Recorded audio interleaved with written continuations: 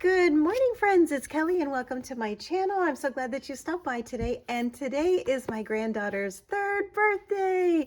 We are so excited for her and she's having an absolutely wonderful time. We've transformed the house into a little princess castle and she's just over the moon excited that it's her birthday. So it's going to be a full day of celebration. So I wanted to hop on really quickly and share a card adventure that I started this year.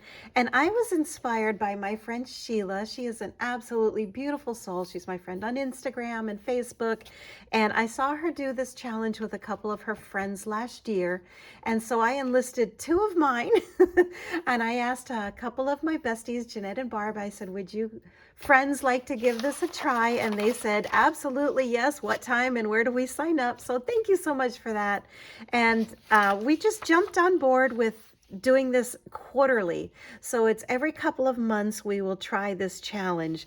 And it is just as it says, it's 24 hours. So in the first, 7 a.m. on the first day, you send the sketches and the challenge requirements, and then 24 hours later at 7 a.m. the next day, the cards need to be done and posted. So it is pretty quick. It moves along really fast, but at the end of it, you have 2 or 3 or 4 or 10 cards that you didn't have before.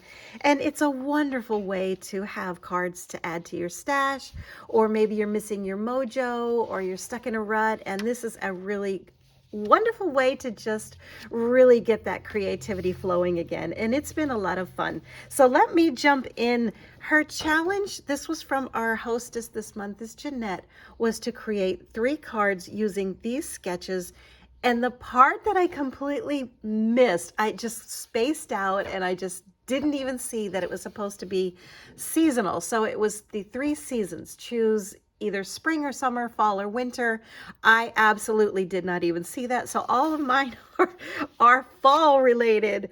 And so I'm calling them my season cards, which is going to be the chestnut praline and the vanilla chai and the pumpkin spice. Those are my seasons.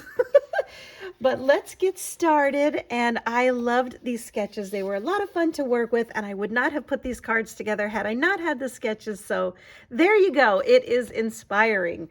The first one up here, well, down here I should say, is this one. And I did use the stamps that I showed yesterday, the ones from Pretty Pink Posh called Given Thanks.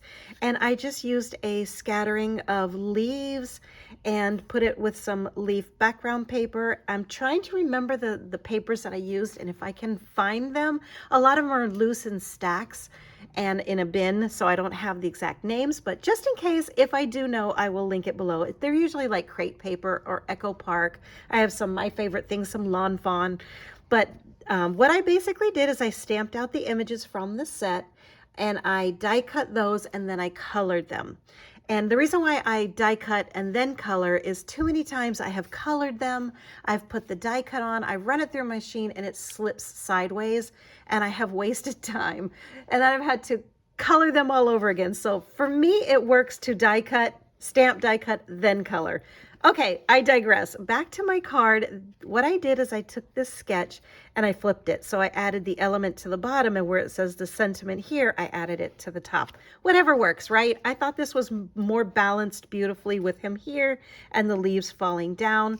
And I just love this card. I love orange and teal together. It's one of my favorite fall combo colors, and I love bringing this out at fall. I know we usually use the yellows and the orange and the browns, but I love me a pop of teal when it is fall. So this is this one. Up in this corner, I have a brown and orange, and this is the little pilgrim boy bear, and this is the little pilgrim girl bear, and this is just so sweet. I love the font on the Happy Thanksgiving, and she's holding her little pumpkin. So that's this one. And then for the last one, I put them both together. Again, I have the teal and the orange and a little bit of a rust color here.